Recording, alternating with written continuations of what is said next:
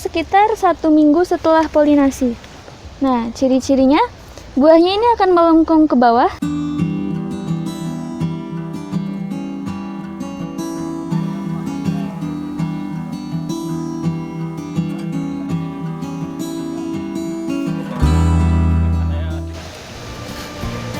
Assalamualaikum warahmatullahi wabarakatuh.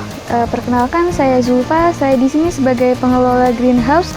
Saat ini saya akan melakukan polinasi pada tanaman melon. Untuk tanaman melonnya sudah berumur 36 HST. Untuk kapasitas greenhouse 30 x 15 meter dengan kapasitas 862 tanaman.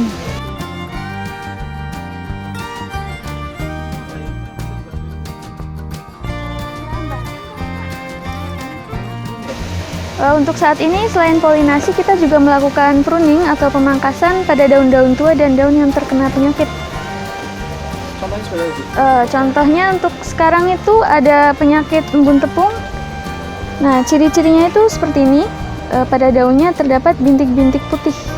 Nah, ini bentuknya seperti serbuk tepung dan dia mudah terkena angin. Untuk penanganannya? Penanganannya kita menggunakan agens pengendali hayati berupa Trichoderma dan juga Pseudomonas fluorescens.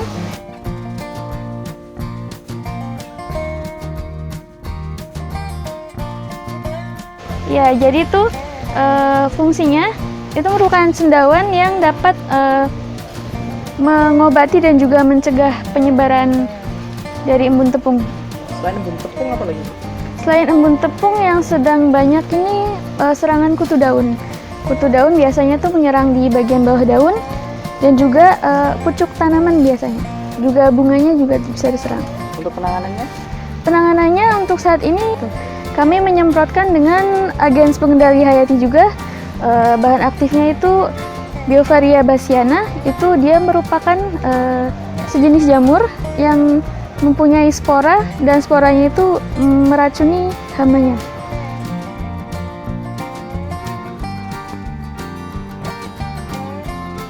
Untuk selain ini, untuk pencegahan karena sudah memasuki masa generatif, kita juga menggunakan perangkap untuk lalat buah. Nah, perangkapnya itu kita menggunakan petrogenol dan juga yellow trap. Kalau petrogenol itu cara kerjanya dia dari aroma. Dari aroma akan mengundang lalat buahnya untuk masuk ke perangkap. Sedangkan yellow trap itu berupa, jadi kalau yellow trap itu sejenis perangkap yang lengket gitu. Jadi hamanya kalau sudah menempel, dia tidak bisa terlepas. Mungkin langsung saja buat contoh polinasi. Nah, saat ini saya akan menyontohkan kegiatan polinasi. Nah, sebenarnya pada tanaman melon ini bunga jantan dan bunga betinanya itu berbeda ya. Kalau bunga jantan, contohnya seperti ini, dia tidak memiliki bakal buah, jadi bawahnya kecil. Nah, kalau bunga betinanya, dia memiliki calon bakal buah. Jadi bawahnya ini, bagian bawahnya ada bakal buahnya yang nanti akan berkembang jadi buah. Untuk teknik polinasinya, pertama kita ambil bunga jantan, kemudian kita buang kelopak bunganya. Jadi menyisakan hanya bagian benang sarinya saja, seperti ini. Nah, kalau sudah, kita tempelkan ke bunga betinanya. Biasanya satu bunga jantan itu bisa untuk 3 bunga betina, tapi untuk sebagai ikhtiar kita ya, jadi kita menempelkannya lebih dari 1 bunga jantan. Nah, kalau sudah terlihat menempel semua benang sarinya, berarti sudah selesai polinasi dan pucuknya kita tandain dengan gunting. Tujuannya apa? Selain untuk menandai, ini juga untuk memfokuskan nutrisi agar fokus ke perkembangan calon buahnya. Kali ini saya akan menunjukkan contoh buah melon yang sudah berhasil dipolinasi. Ini umurnya sekitar 1 minggu setelah polinasi. Nah, ciri-cirinya, buahnya ini akan melengkung ke bawah, dan dia kelopaknya akan mengering. Nah, kalau berhasil, warnanya akan hijau seperti ini. Nah, kalau gagal, biasanya warnanya akan menguning seperti yang di sampingnya ini. Ini karena dia menguning sebelum berbunga. Nah, ini contoh yang berhasil. Dia melengkung ke bawah, kelopaknya mengering dan berwarna hijau. Ini umurnya sekitar 1 minggu setelah polinasi. Ini ada contoh lain yang ini sekitar 2-4 hari, 2-4 hari. Biasanya kelopaknya ini belum mengering, mahkota bunganya belum mengering. Polinasi kan ada 2 teknik, yang pertama secara manual, kemudian yang kedua dengan bantuan lebah biasanya. Nah, untuk keunggulannya secara manual, dia itu biasanya lebih maksimal, tapi kekurangannya dia akan membutuhkan banyak sumber daya manusia. Tuh. Yang kedua, memakai lebah sebenarnya cukup optimal, tapi tidak sebagus kalau dipolinasi secara manual. Dan keunggulan yang lainnya itu kita tidak memerlukan sumber daya manusia yang banyak.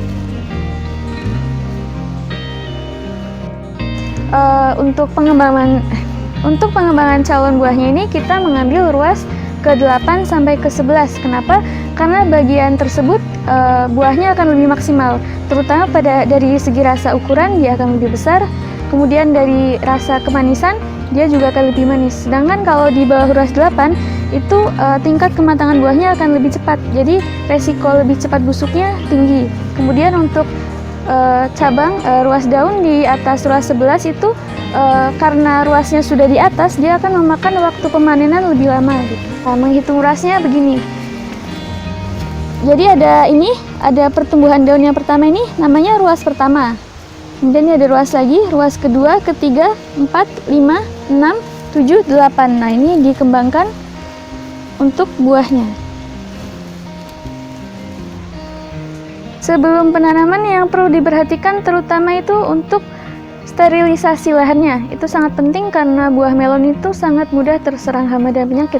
Sebenarnya tidak hanya buah melon saja ya, semua tanaman seperti itu. Nah, terutama untuk tanaman melon ini, jadi kunci utamanya sebenarnya adalah sterilisasi lahan. Kemudian untuk pengolahan lahannya juga itu sangat berpengaruh. Karena kita ini masih di tanah, jadi ketersediaan mikroorganisme, kemudian nutrisinya, kemudian tingkat kegemburannya, kemudian ada aerasi, ketersediaan air itu juga sangat berpengaruh untuk pertumbuhan melonnya. Komponen yang paling penting pada pertanaman melon ini yang pertama adalah media tanam. Media tanam itu harus steril, satu. Yang kedua, nutrisinya harus terpenuhi. Yang ketiga, kebutuhan air juga harus tercukupi. Kemudian untuk pengendalian hama penyakitnya itu juga harus untuk instalasi airnya kita menggunakan sistem drip, jadi airnya itu mengalir dalam bentuk tetesan. Ya, ini untuk penyiramannya biasanya kalau masih masa vegetatif itu 2 kali sehari, pagi dan sore. Kalau sudah menjelang memasuki masa generatif atau tanamannya sudah cukup kokoh, itu biasanya cukup 2 hari sekali atau bergantung dengan kelembaban tanahnya. Kelebihan di dalam greenhouse ini jadi untuk meminimalisir serangan hama penyakit itu satu, yang kedua adalah untuk meminimalisir pengaruh lingkungan, contohnya pada musim hujan. Jadi tanaman melon tidak rentan terkena penyakit akibat musim hujan tadi. Kemudian untuk panasnya juga itu termasuk.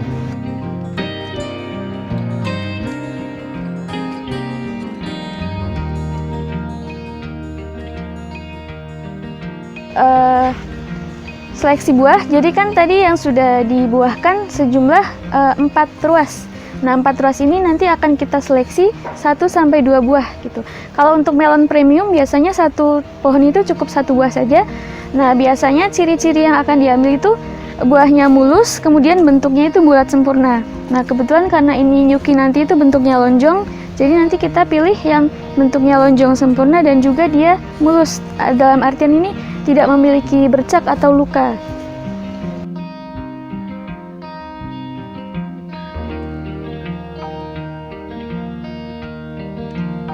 Untuk pemasarannya, rencana ini akan jadikan wisata petik buah. Selain itu juga kita menerima penjualan secara langsung ke toko buah mungkin atau ke supermarket gitu. Soalnya kalau untuk supermarket ini karena harus kontrak jadi cukup susah gitu.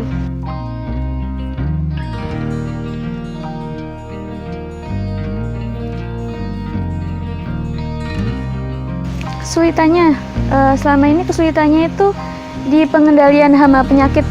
Nah itu paling utama karena mungkin ini di greenhouse, jadi itu tanamannya jadi manja gitu. Jadi untuk kerentanan hama penyakitnya itu tinggi walaupun sudah di dalam greenhouse gitu.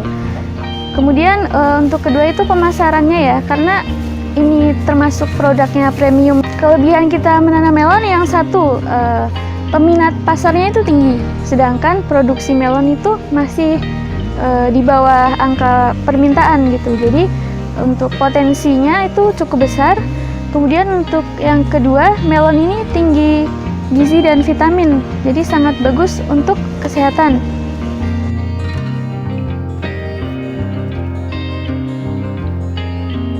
Untuk teman-teman yang berminat untuk belajar tentang budidaya melon organik, kemudian mungkin